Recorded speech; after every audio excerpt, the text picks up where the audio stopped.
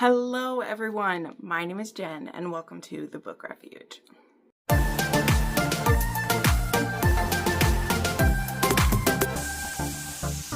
Friends, welcome to a recommendations video, and today we're going to be talking about fantasy romance, aka Romantasy, whatever they're calling it these days. Basically, we have a fantasy plot that is equal to or less important than the romance, is what I would say for these.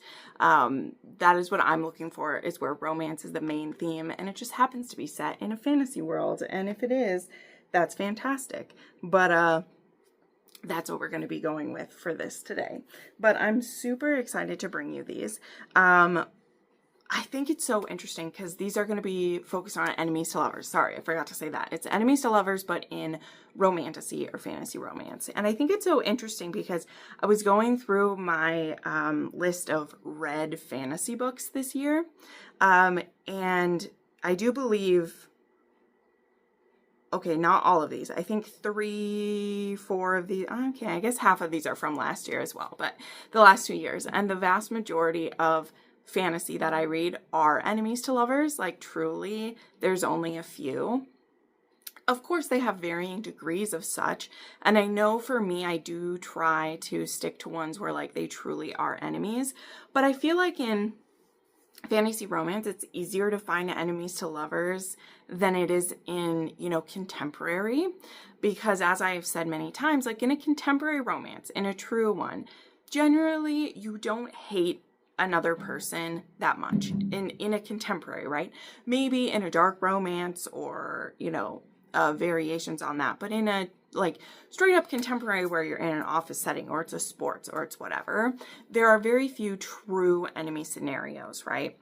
Whereas in fantasy romance or paranormal, you can have enemy races or enemy of like style from each other. Someone has greatly wronged the other one. Someone's taking someone captive.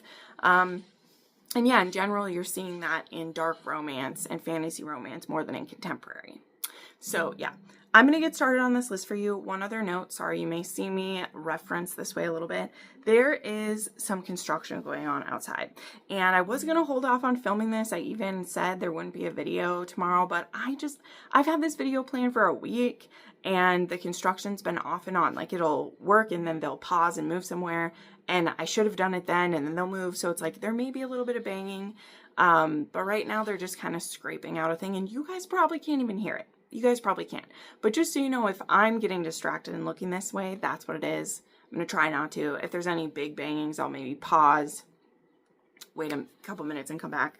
But I just want to put that out there in case you do, in case my mic does pick some of it up. But I really just didn't want to wait to film, and they're possibly going to be doing this construction for the next 2 weeks, so we'll just have to deal with it. It wouldn't be such a big deal if I wasn't on the first floor and they're literally 30 feet away from me because we're on the bottom floor. But the construction they're doing is very important stuff. It's just when you're the girl who works from home on her floor, it makes it difficult. Let's get started with these. And what's fun is that I actually own most of these. Fantasy are one of those ones that like I just love owning copies of these. Also, out of these ones I have here, let's see, 1, 2, 3, 4, 5, 6 of these were all sent to me as ARCs, and 5 of them were in physical copies of the ARCs. So that's also I've been very blessed to have that happen. But the first one I want to share is, of course, The Secrets of Jane by Charlotte Mallory. Now, I still haven't read the second volume of this, I know, but the audiobook is coming really soon, and the audiobook of this is, I guarantee it's why I rated this so high. I did give this book 5 stars. This was so close to being a 6-star read for me. We'll see what book 2 does. But Charlotte Mallory wrote us this like siren / like siren hunter, monster hunter romance. So it's a true enemy scenario. We have some artwork right here. Isn't that gorgeous? And this is obviously about Jane, and our hero / villain man is Soren, and he's sent to find Jane. Now, what else I want to bring up about the audio is that it is duet narration, and the author put in some slight sound effects. So it isn't as intense as a graphic audio.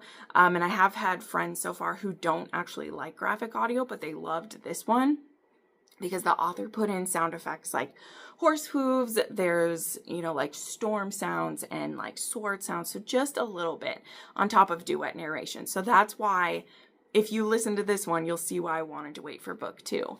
But I was sent this book in preparation for book 2 to come out, so I do feel kind of bad. But I also feel like I've talked about this book enough now that I've made up to the author for any, like, not promoting book 2 that I've done, because I have gotten a lot of people to read this book as it is. So hopefully she forgives me for that. But anywho, so in this we have Jane, who is on the run, and she is trying to evade capture from Soren, who is a part of this like council, and he gets sent to capture her and bring her back.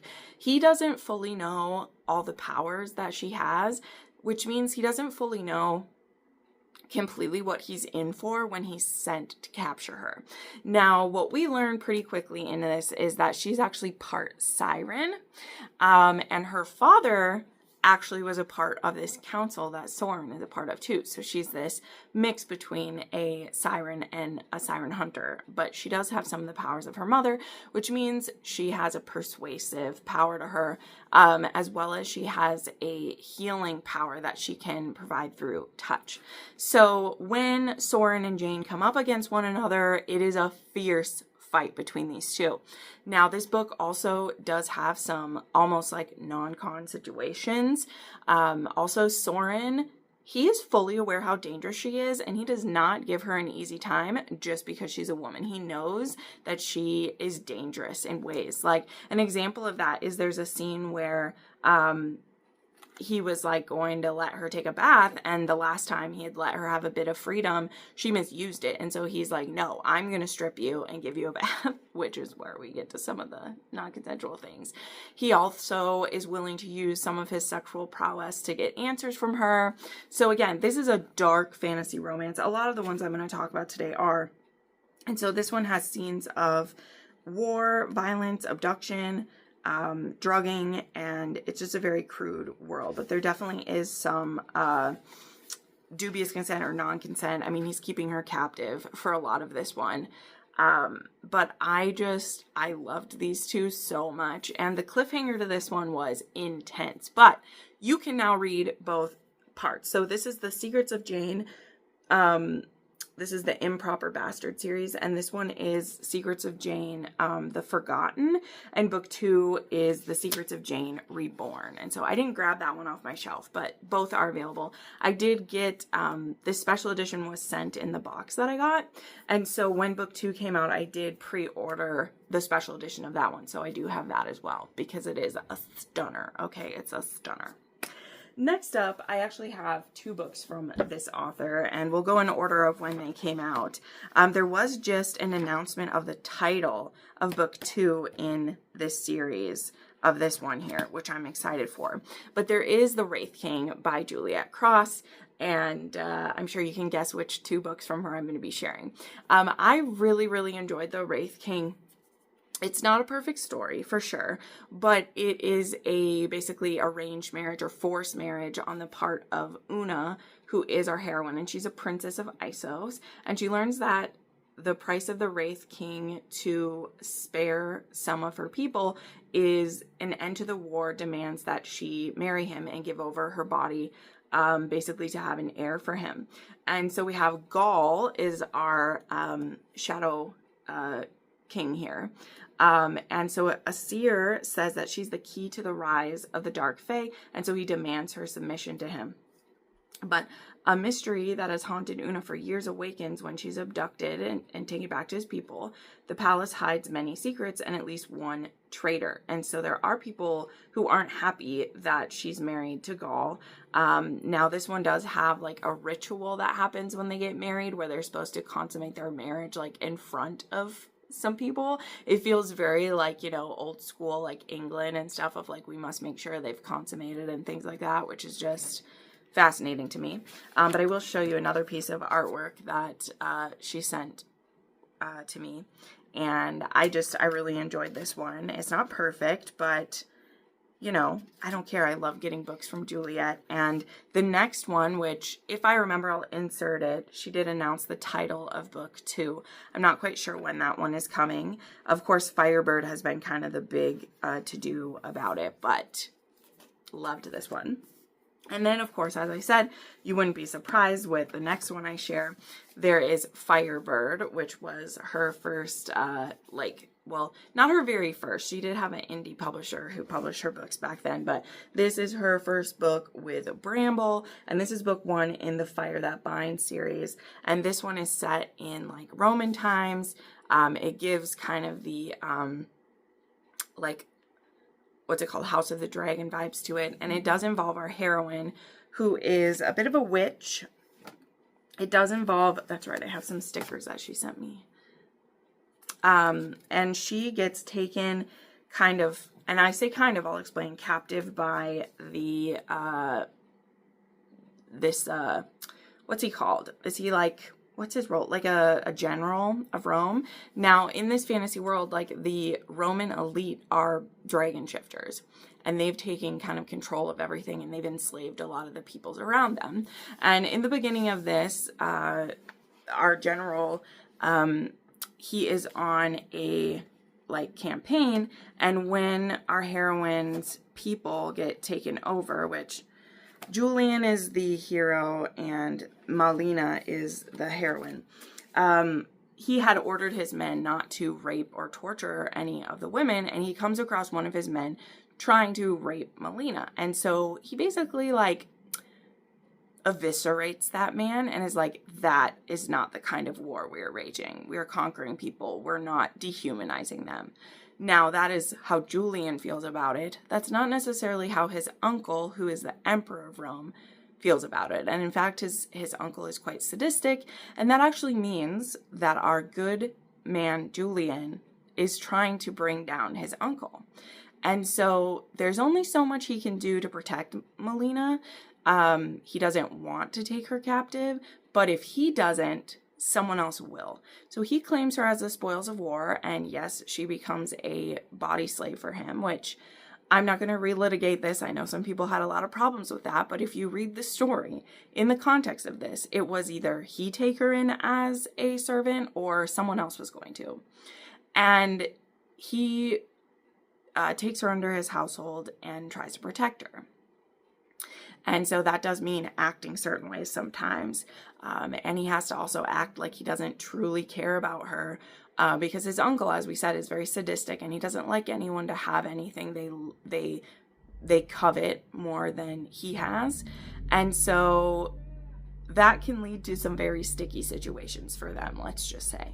But to me, Julian was always a cinnamon roll to her, and the way that he gives her as much bodily autonomy as he can for the situation, I thought was very powerful. And again, this is set in ancient Rome, and that wasn't the most thrilling time for women as it was anyway, but add a fantasy element and enslaving people in there, and that's what you get to, right? But I love the dragon, I loved Julian, I loved Malina, and this does have a self-contained HEA in this book, so both of those ones did, both the Wraith King and this one, though there will be more books in the series. In the future books, it'll be about, there's 3 sisters in this one. So the next book, Blood Singer, I believe the cover was shown for this one, so I'll show it up there now. That one is coming next year, and that will be about one of Malina's sisters. So definitely a good one there. Okay, next up was one that I'm so pumped to share because I do have the arc of the next book. This, I believe, is supposed to be, did she say it's going to be 4 books? Now I can't remember. I think it's going to be 4, which does make me sad because I want them all right now. But I was so engaged with this one. I can't wait for more. So we have Iron and Embers right here. This is my art copy, so it doesn't have the normal cover on it. But this book is from Helen and I can't pronounce her last name, but Helen S. And this is a spin-off series from another that she has, but this is The Ashes of Thesmar. And this was the first one that I've ever read by her, okay? I had an arc of this, I think from the Nerd Fam. Yeah, this arc edition was from the Nerd Fam, which is super cool. But I did get the audiobook the day it came out. And I also, book 2, the audiobook is available to grab on NetGalley, or at least request. I really hope I get that because, again, I do have the arc of the next one, but I loved the audiobook for this one. And so I really want the audiobook for the next one too. But anywho, this one is about Ren and what is the hero? Tor. Ren and Tor. And Ren is a alchemist, poisoner, a storm wielder. It's all right there on the front for you. And she is actually going to this alchemist school. Again, this is a spin-off from another series. So I know that Tor and Ren have a lot of interactions in that one. And they actually have kind of a foiled love affair where they were both really interested in each other, but the timing just wasn't right. And that has led them to be almost enemies now. And so Tor, he's actually being punished because Ren was able to kill his charge under his nose using some of her skills. And as punishment, basically, he doesn't get the promotion that he wants. And he gets sent to be her head guard when Ren goes to this poisoner school, because she is sisters to the new, queen or leader. I'm not sure what they're calling her. And so she is an heir to the kingdom until, her sister has children and everything. And so she's going to this school, though, to learn some skills that will help and help her kingdom. And this school, I believe, is one of those where it's supposed to be kind of neutral ground between countries and everything, but that does not mean that she's safe, right? And so she gets sent to this and with a few bodyguards, but Tor is her main bodyguard. So yeah, they are spending a lot of times in close quarters. They actually have a suite where they kind of share rooms. I think you can even see on the little map, there's these private chambers where they share a restroom, straight up in the old school stuff. And so they're definitely kept in very tight proximity to each other, which is not the funnest thing for them, for sure. But it's fun for us to read. It's fun for us to read, for sure. So I really, really enjoyed this book, and I cannot wait for the next one, which is, so this was Iron and Embers, and the next, I think, is Fire and Stone, or I can't remember, but that is coming at the end of this month, because there is a cliffhanger on that one. There's more to come for sure. Okay, next up, there is Married to the Devil by Lillian Lark. I struggled with which one of hers to include, so I included the most recent. These are kind of I don't know, they're fantasy / paranormal, but they're all fated mates in this series. And this one is actually a gargoyle, a demon, and a shifter witch, though I don't believe she has, I think the shifter power is latent in her. Her father was the shifter. And she, though, is the heir of this group, and she gets married to the devil, aka the gargoyle, Stoneheart. I think Stoneheart's his name, or Stone, or whatever it is, something that's thematic to his name.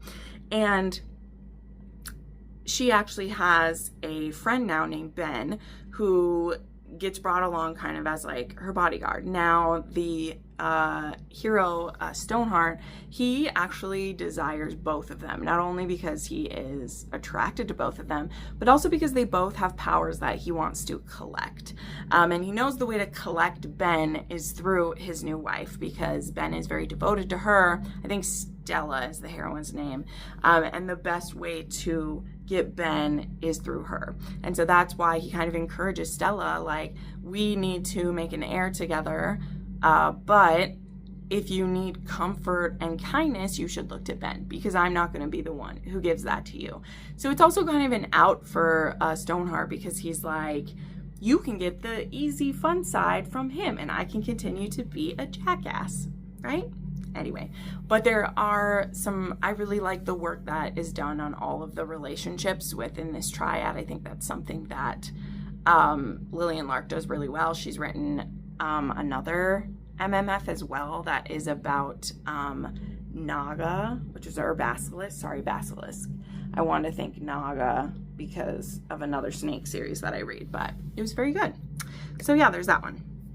Okay, then we have the Horde King of Shadow, which is another arranged marriage. As you can tell, that is a pretty big theme in fantasy romance, just like it is in historical and mafia. So that is a way that a lot of enemies become lovers, right? Is through that. So in this one, this is a spin-off series from the Horde Kings of Drakkar, and it takes place many years after. So you can dive fresh into this series if you would like to.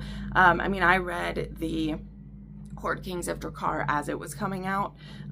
So there was that. But this is the hordes of the Elthica, and the Elthica are basically dragon riders in this one.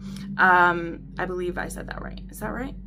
I think I'm right about that. Or is Elthica the place? I could be wrong. It's been a hot minute since I read this one. But anyway, in this one, we have our heroine, who is a scholar. I think her name is Clara, and his name is, let me look it up so we know. Her name is Clara, and his name is Sarkin, and he's a dragon rider, and he is told by a seer, I believe. Yes, that he needs help finding heartstones, and he's told that Clara may have an affinity for finding heartstones, if I remember correctly. She has visions about them. And so he gives her a cruel choice: either marry him or he will destroy her people. Now, she is kind of the forgotten child. She has an older brother who's more powerful than her. She's very weak and, I mean, meek basically, and is always in her library studying. She's a scholar, not a fighter. And he demands that she marry him, and she doesn't have any choice. She would never let her people pay the price for her, for her not wanting to marry someone. Now, the thing that comes with that, though, is his people are dragon riders, and she has to also learn how to be a dragon rider if she is his bride. And that involves going through kind of a mini training camp, whereas there's been people training their whole lives to be ready to claim a dragon. She has to do it in a very short amount of time. But I love this. I love the relationship that Sarkin has with his dragon, and how that dragon actually interacts with Clara as well. And yeah, this one also involves a ritual first time making love, which was very interesting. But yeah, this is, Zoe Draven writes the type of heroes that definitely are an asshole at the beginning, right? Like, they're warlords, they're fighters. She definitely writes that to start. But when they have a turn, it turns into the ultimate grovel and proving how much they care. And I think that she does that to great effect in this book. I mean, in all of her books, but okay. Then we have Bound to the Shadow Prince by Ruby Dixon. This was a very interesting one, okay? I will be honest, this wasn't my favorite from Ruby Dixon, but I also thought it was super unique. So I want to put it in here as an enemies to lovers, because what happens is there is this princess, and she is very spoiled. That's the best. She's very spoiled. She does what she wants with her life, and she's just going about living, okay? Her older sister or younger sister, I can't remember which one now because it's been a while since I read this book, I'm sorry, is supposed to have the fate of going to live in this tower. So there's this tower that is used as kind of a way to keep peace between these warring factions, and one being from the one side and one of the princesses from this side both have to go and live in this tower, and they basically have to live out their time there, and that keeps the peace going. I'm sure I'm explaining this horribly, I'm so sorry, but the point that I want to get to is that we end up in this tower because the princess thought her sister was going to be the one going, and very last minute, literally just I think a week or so before, something happens where her sister can't go, aka I believe she dies, and so she's the one who has to go, and she absolutely does not want to do this, but she really isn't given a choice. They will throw her and lock her in, or she excuse me, or she can go willingly. but she's going type of thing. And she's going to be staying there with an enemy. And yeah, there's also, I believe she does also have a health condition where she has to give herself a certain medicine. And so she's also doesn't brew her own medicine. So she like has to learn how to do that. So that was really great representation. I think in my mind, it's kind of a, you know, it's a fantasy sounds like the wrong word, but like a version of almost like a diabetes type thing. Like, I think that's what it's supposed to represent. I could be wrong, but it's like a, you know, it's a condition that's going to have to be taken care of no matter where she goes. It's kind of the point of it. And so she like has to learn how to do that for herself. She also, you know, doesn't know anything about this shadow being that she's going to be living with. And so, yeah, once they both end up in the tower, we see how are they going to coexist with each other. They're looking at a very long time of being there. I can't remember if there's a set amount of years to it. I think there is a set amount of time that they have to be there, but like it's significant. And so we have to see how they deal with being so close together, how they survive, how are they like taking care of themselves. And when they start to spend some time together, which does take quite a while because they, you know, believe the other person is an enemy as well. But as they get to know one another, they start to be like, well, you're the one I'm going to be stuck with forever. Like, why don't we see what happens? And when there starts to be hints that the world they've left behind outside, that things aren't as they seem, and maybe things aren't as stable as they thought they were when they went into this tower, they have to decide, do they stay there or do they risk leaving and finding out what's going on and possibly breaking the peace that is supposed to be going on by them staying there. So very interesting setup. And again, this one didn't stick the landing quite as well as I would have liked, but truly that time in the tower and the stuff that happens there, I think is worth reading it anyway. And then you'll have to see how you feel from there. But I still want to put it in here because it's very different from some of the others I've read. Okay, then we have a throwback that I had to throw in here just because if we're going to talk fantasy enemies to lovers, okay, if we're going to talk that, this book has to be in there, okay? It has to be. I'm sure that every other time I've made a fantasy enemies to lovers, I've had this one in there, but I don't care. I don't care. That is A Heart of Blood and Ashes by Milla Vane, okay? Still in my top 3 fantasy romances of all time. Absolutely epic. Yes, we're still waiting for book 3, but each book is its own HEA, its own couple. So even, you know, I'm at this point where I'm resigned to us never getting a 3rd book. Okay, I'm resigned to it. I made a video not too long ago that you all really loved. That was what's happened to these authors. And I talk about what I think is going on with Milla Vane and what happened. But either way, this book does not deserve to be diminished by whatever's happening because this is fantastic, okay? And in this one, we have Prince Madoc, who he comes back from raiding. These are like a barbarian type vibe. And he is a part of the barbarian riders of Parsaith. And it's a fantasy world that, like, it has maybe what we would consider kind of like dinosaurs. There's also like zombie-like creatures that can kill you. There is just all different types of beings and things. And there's also magic and prophecies and things like that. And Madoc gets back from raiding to find out that his mother and father are killed. And they didn't just die in any normal way. They were summoned to this other kingdom and they never came home. And the king of that kingdom and one of his sons said that Madoc's father had tried to rape some of their women and the mother had like defended him or something like that. This absolute nonsense. And Madoc is like, there is no way. You are lying. Like, you are a deceiver. You killed my parents. What happened? And so he finds out that this king that killed his parents, that he has a daughter. And he's like, I'm going to go kidnap that daughter and get my revenge against her because they killed my parents. But he's told by the council that helps rule the land. Now, you know, my thing is like, think of like, you know, it's the governing body where they're like, we won't sanction, we won't stand by you if you attack like this. Oh, dude, are you going to be able to leave? Sorry, they're like doing road work in front of our garages. And we were told, don't park in your garages until this road work is done, because once they start, you can't leave. But it's also right behind our parking lot too, so there's no other place to go. Anyway, so sorry. And he's like, I don't care, I'm going to do it anyway. So he goes behind their back and he goes after this princess when she happens to be taken out of her, which we'll find out this very soon, but she's kept in a tower and protected, aka kept captive by her own father. And one of her brothers is actually transporting her to, I think she's supposed to be going to an arranged marriage with some other country or whatever.